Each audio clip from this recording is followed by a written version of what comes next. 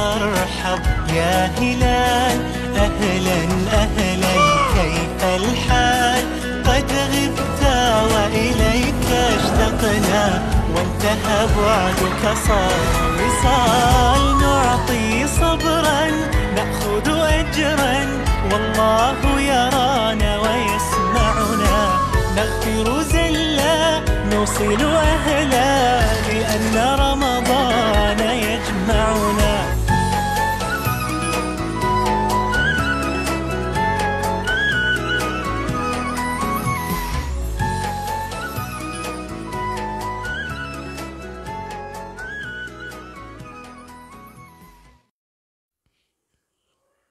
جی تو ناظرین، رمضان المبارک ٹرانسمیشن کے حوالے سے جامعہ مسجد جیلانی کے امام علامہ مفتی عامر صاحب کا خصوصی بیان۔ آج کا موضوع 23 رمضان المبارک اولاد کی تربیت۔ حضرت لقمان نے اپنے بیٹے کو نصیحت قرآن اور سنت کی روشنی میں پاور پلس پہ پیش کیا جا رہا ہے۔ اس وقت کراچی نمائندگان پاور پلس نیوز کے عارف سونی جامعہ مسجد جیلانی گارڈن کراچی میں موجود ہیں۔ جی عارف سونی۔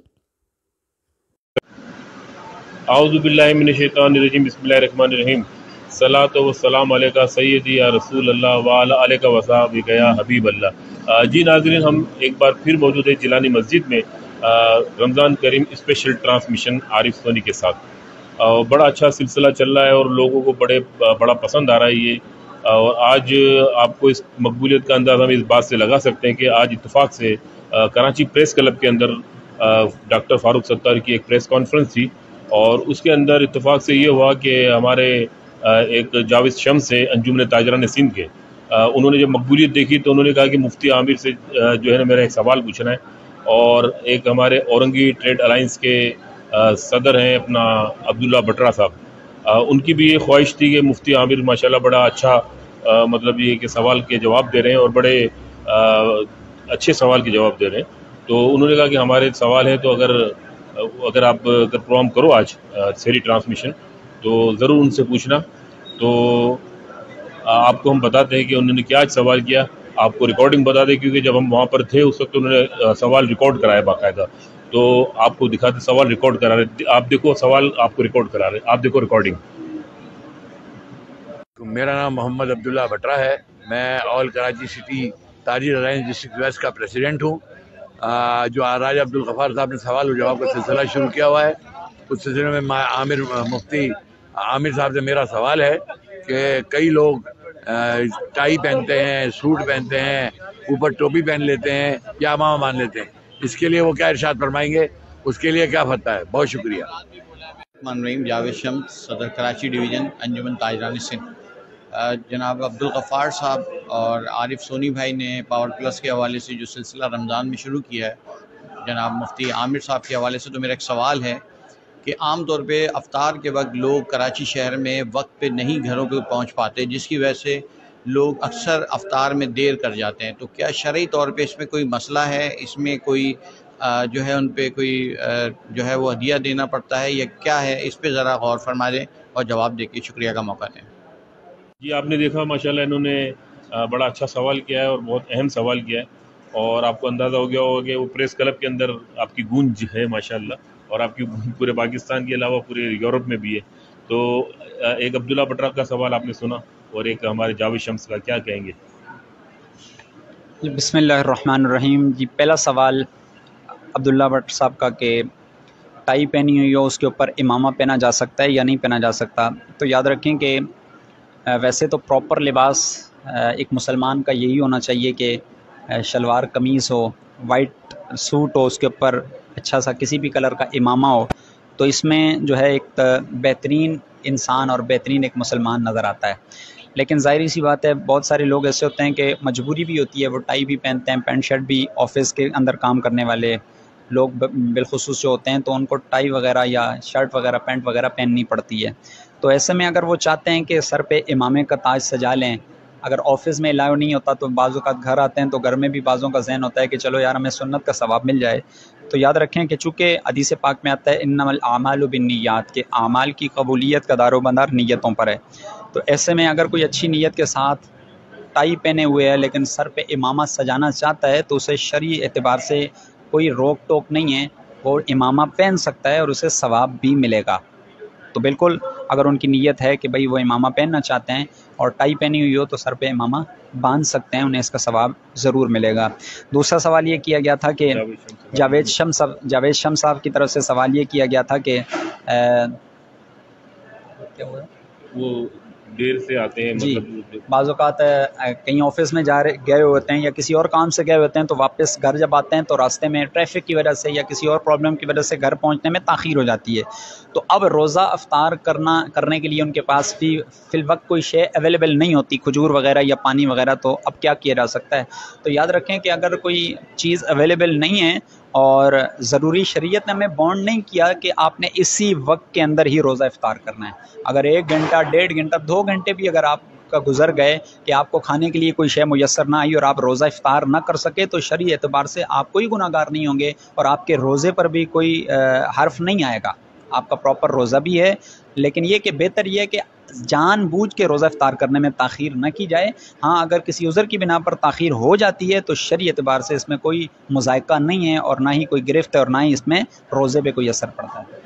بہت بہت آپ جاوید بھائی آپ سمجھ گئے ہوں گے ابھی کہ ان کا جو سوال کہ جان بوجھ کے، کیونکہ آپ کی کوئی ایسی نیت نہیں ہے کہ آپ جان بوجھ کے جو ہے نا روزہ جو ہے تاخیر سے کر رہے ہو، لیکن یہ ہے کہ اگر احتیاطاً اگر جیب میں کھجور وغیرہ اور اگر کہیں پانی اویلیبل ہو، کیونکہ آج کل کراچی کے اندر ماشاءاللہ بڑے مخیر لوگ ہیں اور ہم نے دیکھا ہے کہ سحری کا انتظام بھی کرتے ہیں اور افطاری کا بھی انتظام کرتے ہیں، جگہ جگہ ہوتے ہیں، تو یہ بس خیال رکھیں کہ اگر آپ گھر سے نکلیں احتیاطاً تو کوئی کھجور وغیرہ ساتھ رکھ لیا کریں۔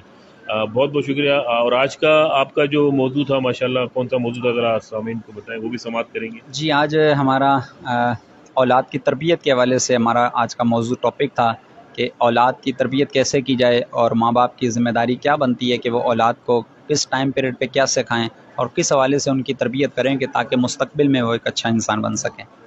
جی بہت بہت شکریہ۔ جیسے کہ ناظرین آپ کو پتہ ہے کہ آج 23 رمضان المبارک ہے اور یہ سلسلہ آپ کو انشاءاللہ 30 روزے تک ہم آپ کو دکھاتے رہیں گے، آپ کو بغیر دیر کیے آپ کو ہم جو آج انہوں نے بیان دیا ہے اولاد کی تربیت کے بارے میں، ہم کو چاہے کہ ان کے بیان کو سنیں اور ان کے بیان کو فالو کر کے اپنی اولاد پہ اس بیان کو سنانا چاہیے ان کو، تو آپ کو بغیر تاخیر کیے آپ کو ان کے بیان کی طرف لے چلتے ہیں۔ جی آپ بھی سماعت فرمائیے۔ وہ فرشتے اس گھر کو برکت والا بنا دیتے ہیں، برکت سے بھر دیتے ہیں۔ جس گھر میں لڑکی پیدا ہوتی ہے، بیٹی پیدا ہوتی ہے، اللہ اس گھر میں فرشتوں کو بھیجتا ہے تو وہ فرشتے اس گھر کو برکت سے بھرپور کر دیتے ہیں، برکت سے بھر دیتے ہیں۔ وَيَقُولُونَ ضَعِيفَةً خَرَجَتْ مِنْ ضَعِيفٍ، اور فرشتے کہتے ہیں کہ یہ کمزور سی نازک سی بچی نازک بدن سے پیدا ہوئی ہے، اور ساتھ میں یہ بھی کہتے ہیں القیم علیہا معان الی یوم القیامہ، فرمایا کہ قیامت تک جو اس کا والد جو اس کی نگہداشت کرے گا، اس کی پرورش کرے گا، فرمایا معان الی یوم القیامہ، جو اس کی پیدائش میں اس کی پرورش میں پیسہ خرچ کرے گا، اپنا وقت دے گا، اس کی تربیت کرے گا، اللہ تعالیٰ قیامت والے دن تک اس کی مدد فرمائے گا۔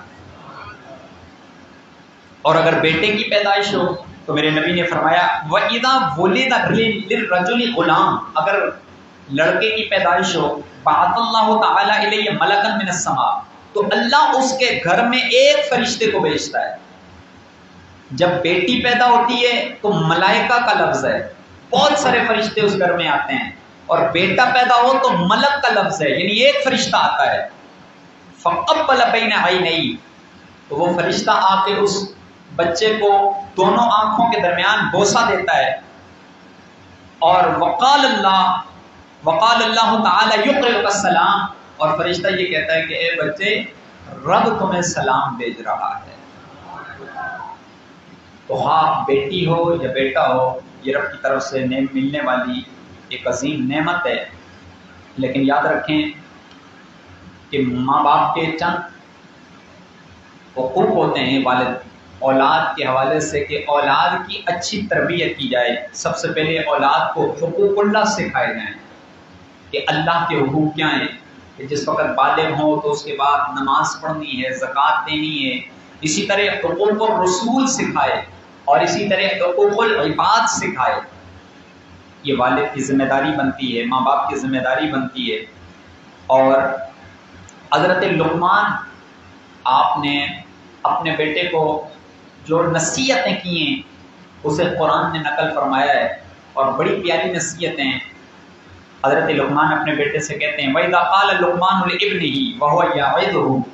حضرت لقمان اپنے بیٹے کو وصیت کرتے ہیں، اسے واعظ کر رہے ہیں، یا بنیا، اے میرے لڑکے، لا تشرک للہ، لا تشرک باللہ، اے میرے بیٹے اللہ کے ساتھ شرک نہ ٹھہرانا، کسی کو شریک نہ کرنا. ان الشرک لظلم عظیم، اے میرے بیٹے یہ شرک بہت بڑا گناہ ہے. اور آگے پھر مزید فرماتے ہیں یا بنیا، اے میرے لڑکے، انہا ان تک مثقال حبۃ من خردل فتکن فی صخرۃ او فی السماوات او فی الارض یأتی بها اللہ. اے میرے بیٹے یاد رکھنا، اگر رائی کے دانے برابر، اگر رائی کے دانے برابر بھی کوئی شے ہو اور وہ پتھر میں ہو، چٹان میں ہو، یا آسمانوں میں ہو، یا زمین کی تہوں میں ہو، تو بھی اللہ تعالیٰ اسے ظاہر کر دے گا. یہ آپ اپنے بیٹے کو واعظ کرتے ہیں کہ بیٹا کبھی یہ نہ سمجھنا کہ جو تو گناہ کرے گا یا تو جو نیکی کرے گا وہ نیکی بھولی بسری یا وہ گناہ بھولا بسرا ہو جائے گا. نہیں، بلکہ فرمایا کہ اگر رائی کے دانے برابر بھی اگر کوئی شے آسمانوں میں ہو یا زمین میں ہو یا پتھروں میں ہو، پھر بھی اللہ تعالیٰ اسے ظاہر کر دے گا. لہٰذا برائی کرتے ہوئے بھی سوچ لینا اور نیکی کرتے ہوئے بھی یہ ذہن میں رکھنا کہ اللہ سب کچھ ظاہر کر دے گا. ان اللہ لطیف خبیر، اے میرے لڑکے اللہ تعالیٰ مہربان اور خبردار ہے. آگے مزید اپنے بیٹے کو واعظ فرماتے ہیں یا بنیا اقم الصلاۃ، اے بیٹے نماز قائم کرنا، وامر بالمعروف اور لوگوں کو نیکی کا حکم دینا، ونہا عن المنکر اور لوگوں کو برائی سے روکتے رہنا، وَاصْبِرْ عَلَىٰ مَا أَصَابَكَ، اور اے میرے لڑکے دنیاوی زندگی میں تمہیں جتنی بھی پریشانیاں آئیں، بڑی بڑی مصیبتیں آئیں گی، بڑی بڑی پریشانیاں آئیں گی، بڑی بڑی اللہ کی طرف سے آزمائشیں آئیں گی، اے میرے بیٹے میرا واعظ یاد رکھنا، وَاصْبِرْ عَلَىٰ مَا أَصَابَكَ، جو بھی مصیبتیں تمہیں پیش آئیں ان پہ صبر کرنا. بڑے پیارے انداز میں آپ اپنے بیٹے کو واعظ فرماتے ہیں، اور اللہ نے حضرت لقمان کی ان باتوں کو قرآن میں نقل کیا ہے، قرآن میں حکایتاً بیان کیا. اور آپ پھر آگے اپنے بیٹے کو کیا واعظ فرماتے ہیں، فرمایا وَلَا تُصَعِّرْ خَدَّكَ لِلنَّاسِ، اے بیٹے لوگوں کے لیے اپنے چہرے کو ٹیڑھا نہیں کرنا.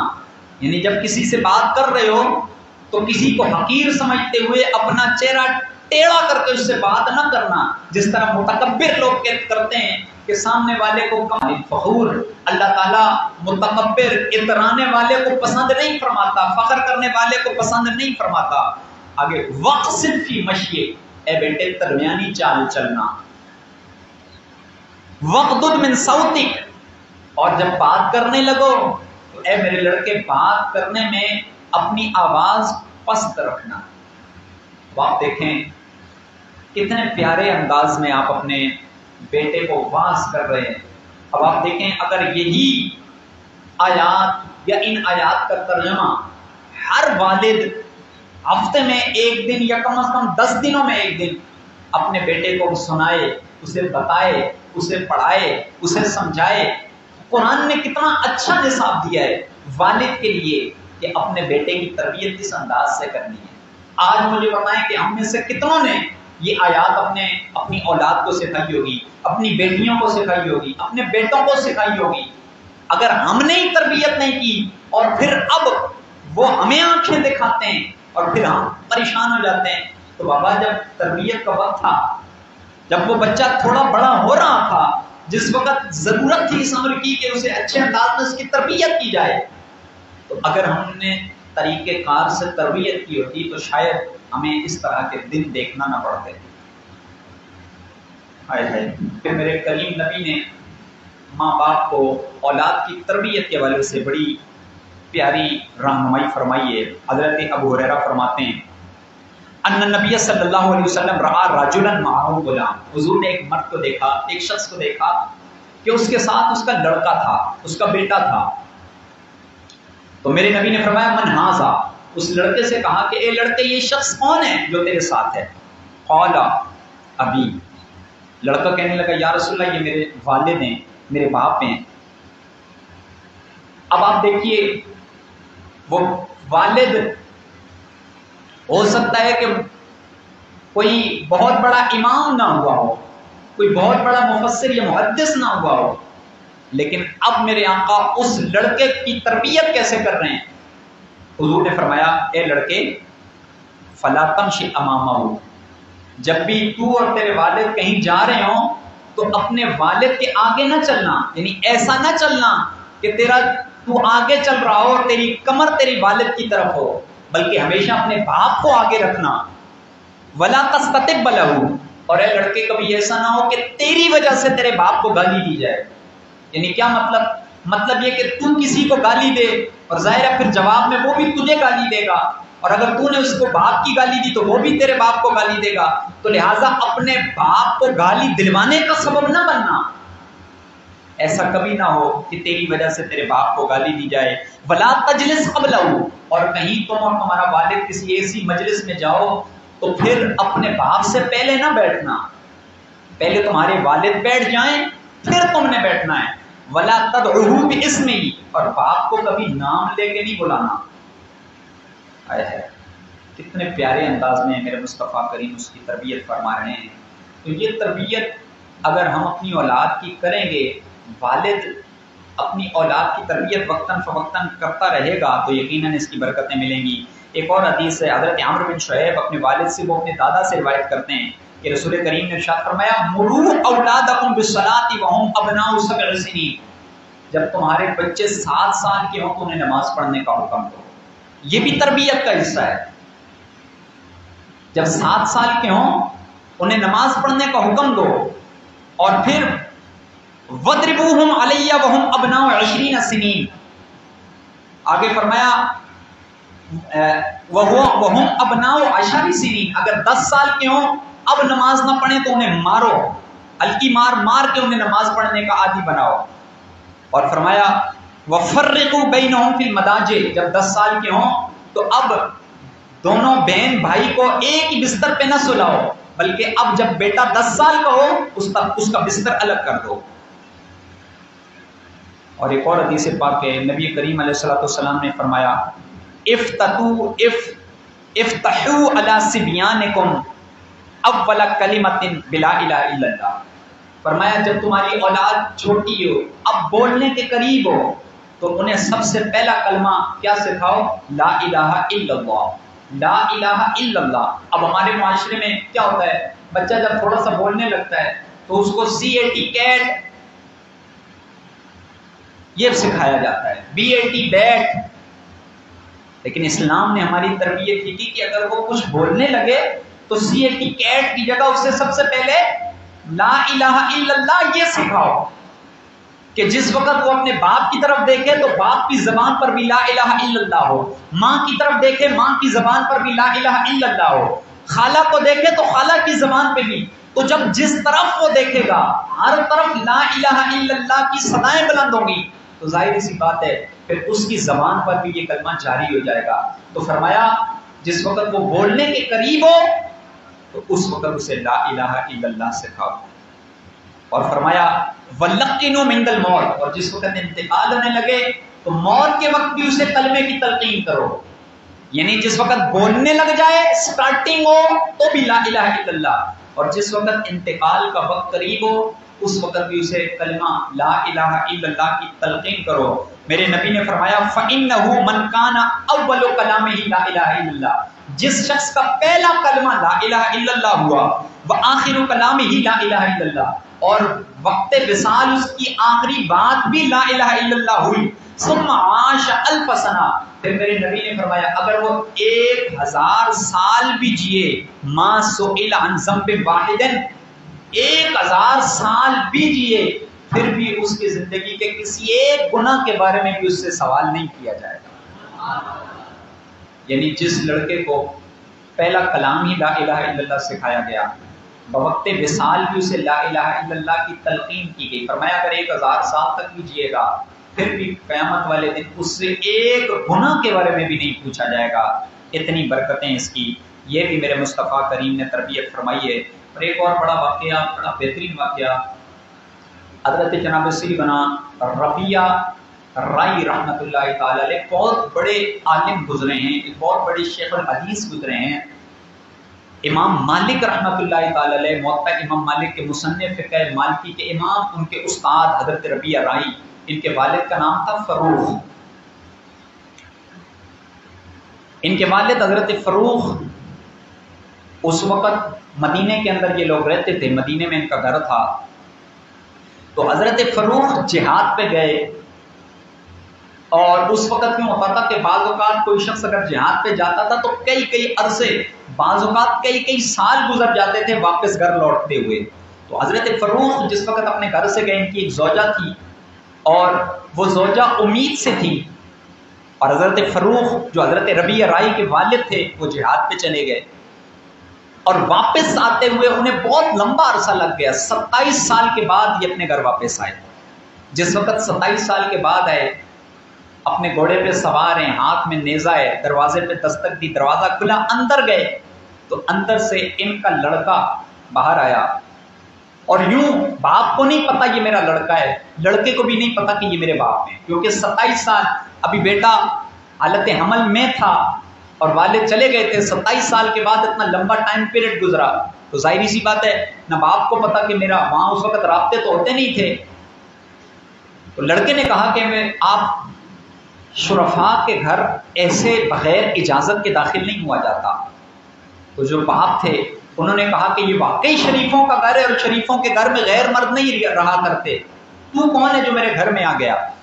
اب یہ دونوں باپ بیٹا آپس میں باتیں کر رہے ہیں کہ محلے والے اکٹھے ہوئے، آپس میں گفت و شنید ہو رہی ہے۔ آپ کی زوجہ باہر آئیں اور انہوں نے کہا کہ واقعی یہ میرے لڑکے، یہ تیرے والد ہی ہیں جو 27 سال پہلے جہاد پہ گئے تھے اور لمبے عرصے کے بعد آئے۔ تو آپ اندر گئے، گھر میں بیٹھے، ایک لمبا ٹائم پیریڈ ہوتا ہے، عرصہ ہوتا ہے، میاں بیوی کی آپس میں گفتگو ہوئی، تھوڑی دیر گزری، نماز ظہر کا وقت ہوا تو حضرت ربیہ رائی آپ مسجد نبوی میں نماز پڑھنے کے لیے چلے گئے۔ تو حضرت فروخ کی زوجہ نے انہیں بھی کہا کہ نماز کا وقت ہے، آپ بھی نماز کے لیے تشریف لے جائیے۔ تو ایسے میں حضرت ربیہ رائی جو تھے جب یہ جہاد پہ گئے تھے تو جاتے ہوئے انہوں نے اپنی زوجہ کو 30,000 دینار دیے تھے۔ تو اب ربیہ رائی آپ نے اپنی زوجہ سے کہا کہ میں نے جو 30,000 دینار دیے تھے وہ مجھے چاہیے، ان کا تم نے کیا کیا؟ زوجہ نے کہا کہ میں بتاتی ہوں، آپ پہلے مسجد جائیں، نماز پڑھ کے آئیں۔ تو حضرت فروخ مسجد گئے، مسجد نبوی میں نماز پڑھی گئی۔ اس کے بعد انہوں نے دیکھا کہ ایک خوبصورت نوجوان سفید کپڑوں میں ملبوس، ایک بہترین امامہ سر پہ پہنے ہوئے، ایک اونچی جگہ بیٹھا ہوا ہے، اور طلباء کی ایک کثیر تعداد ان کے سامنے بیٹھی ہوئی ان سے علم حدیث کا سبق پڑھ رہی ہے۔ حضرت فروخ یہ دیکھ کے بڑے خوش ہوئے کہ یہ کتنا خوش نصیب نوجوان ہے کہ اتنے بزرگ بھی اور اتنی کثیر تعداد میں نوجوان ان کے سامنے علم دین کی تعلیم حاصل کر رہے ہیں، علم حدیث پڑھ رہے ہیں۔ تو حضرت فروخ نے کسی سے پوچھا کہ یہ نوجوان کون ہے کہ جو اتنی بڑی کثیر تعداد میں لوگوں کو علم حدیث پڑھا رہا ہے؟ تو کسی نے کہا کہ فروخ یہ آپ کو پتہ نہیں ہے، یہ آپ کے بیٹے حضرت ربیہ رائی کو ہیں۔ حضرت فروخ آپ کو بڑی خوشی ہوئی کہ میرا بیٹا کتنا عظیم ہے کہ امام مالک جیسے لوگ بھی ان کے درس حدیث میں شرکت کر کے اس کے بعد موطا امام مالک کے مصنف اور اس کے بعد فقہ مالکی کے امام بنے، اتنے بڑے آپ کے شاگرد بھی آگے پیدا ہوئے۔ تو حضرت فروخ رضی اللہ تعالیٰ عنہ آپ کو بڑی خوشی ہوئی۔ جب آپ واپس گھر آئے تو آپ کی زوجہ نے کہا اب آپ بتائیے کہ آپ کو 30,000 دینار چاہیے تھے یا یہ لڑکا چاہیے تھا؟ آپ نے کہا کہ میری زوجہ یہ 30,000 دینار کیا، اس کی جگہ اگر ہزاروں لاکھوں دینار بھی ہوتے تو میں ایسے بیٹے پہ قربان کر دیتا۔ زوجہ نے کہا جو آپ نے مجھے 30,000 دینار دیے تھے وہ دینار میں نے اپنے اس بیٹے کی تعلیم پہ لگائے ہیں۔ تو دیکھیے ایسی مائیں بھی ہوتی تھیں، ایسے والدین بھی ہوتے تھے۔ ضرورت اس امر کی ہے کہ ہم بھی اپنی اولاد کی تربیت اس انداز میں کریں، انہیں علم دین سکھائیں، انہیں عالم بنائیں۔ ایک گھر میں اگر کسی کے 3 بیٹے ہیں تو کم از کم ایک کو تو عالم دین بنائے، کیونکہ ہماری بھی حیثیت مسلمان ذمہ داری ہے کہ ہم نے بھی دین کی خدمت کرنی ہے۔ تو لہٰذا اس انداز میں تربیت کی جائے کہ تاکہ ہماری اولاد کی زندگی بھی سنورے، آخرت بھی سنورے۔ اللہ تبارک و تعالی ہم سب کے حاضری کو، ہم سب کے درس کو اپنی بارگاہ میں قبول فرمائے اور ہمیں اولاد کی تربیت کا ذہن عطا فرمائے۔ وآخر دعوانا ان الحمد للہ رب العالمین۔